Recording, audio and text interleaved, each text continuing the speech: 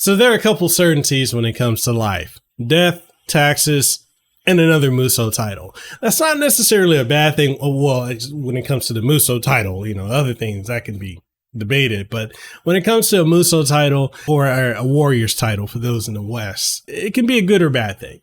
Dynasty Warriors 9 Empires, we're going to talk about that one because that's what we're reviewing in this video today. Let's get into it. This wasn't written with your comfort in mind. Nah. Made my decision, wasn't tough to decide. Nah. Me and my boys, we get it done every time.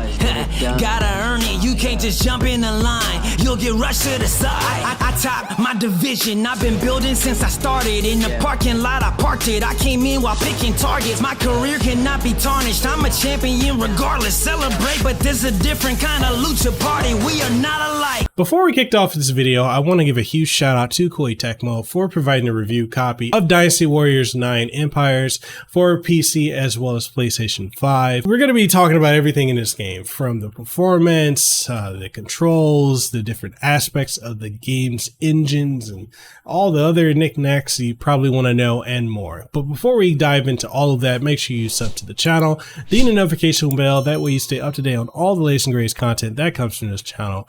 And if you want to support the content that we do, make sure you head on over to patreon.com/MikhailCasanova and or become a channel member today. That way you get early and exclusive access, behind the scenes, and input on upcoming projects.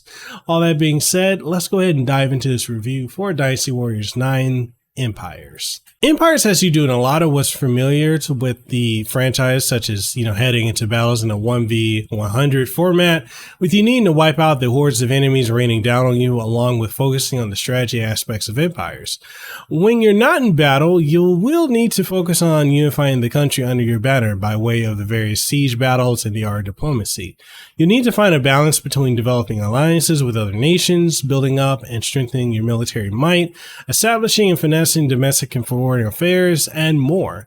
How well you do is purely up to you and the decisions that you make.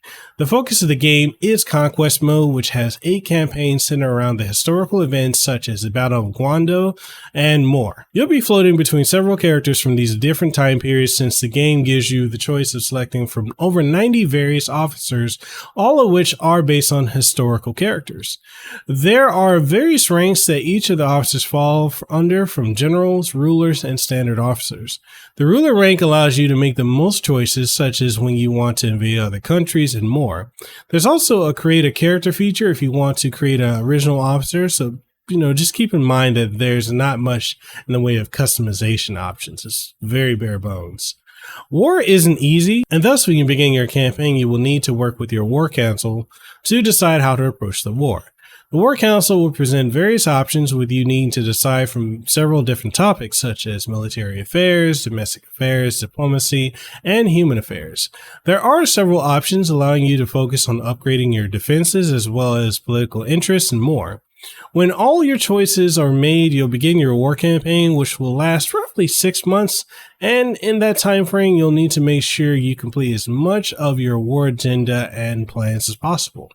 If you think this is going to just be you hopping into the game and hacking and slashing away, then think again, as you can't just jump right into war, so patience is a must.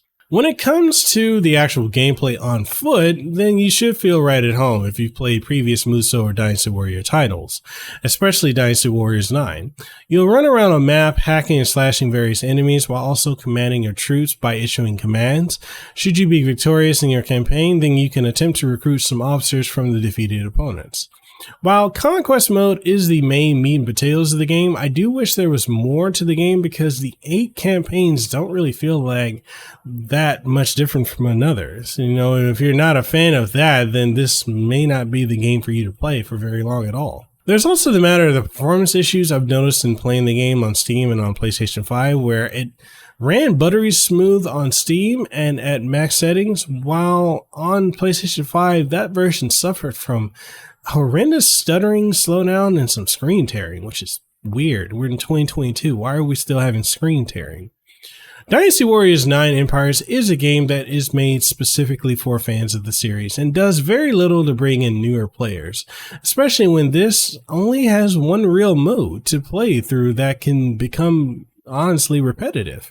To say this is a niche title would be the ultimate understatement, even though it is for all intents and purposes. As bare bones as this game can feel, it still has its fun factor to it. So, if you're in the mood to turn off your brain at times when you're, in battle, but have to turn it back on when you're dealing with the war council, then hey, this is a game for you. For all others, I'd say give this game a consideration if you are into the Musou style of game. Otherwise, there is no reason for you to consider this. And that's it. That's the review for Dynasty Warriors 9 Empires. Again, mahalo to Koei-Tecmo for providing a review copy of the game. And, I want to hear from you guys. What do you guys think of Dynasty Warriors 9 Empires? Did you enjoy Dynasty Warriors 9? Are you a fan of the Musou formula in general? Whatever your thoughts are, let's go ahead and get the conversation going in the comment section below. And if you want to take the conversation further, head on over to Discord or to Guilded. Links for those are in the description below. All that being said, if you want to pick up a copy of the game, I will leave links down below. And if you haven't already, sub to the channel, ding the notification bell, that way you stay up to date on all the latest and greatest content, as well as head on over to patreon.com/MikelCasanova or become a channel member today. With all that being said, I'll catch you guys in the next one. Hope you have an aloha rest of your day, and stay safe, wear a mask, and I'll see you on the next one. Peace. Mahalo for making it to the end of the video. And if you found anything of importance or substance that you gained from watching this, make sure you leave a comment down in the comment section below. If you haven't already, make sure you sub to the channel and ding the notification bell. That way you stay up to date on all the content that you get from my channel, from podcasts, streams, reviews, impressions, reactions, and so much more. If you want to support what we do have channel memberships. We've got Patreon, we've got Subscribestar, as well as coffee, which I would love to be drinking some coffee right now, which I am. That's some good coffee. But anyway, we got all of that, and we also have merch on Teespring and TeePublic, so make sure you go check that out. And all that being said, I just hope to see you in the next video that I put out. So hey, see you around.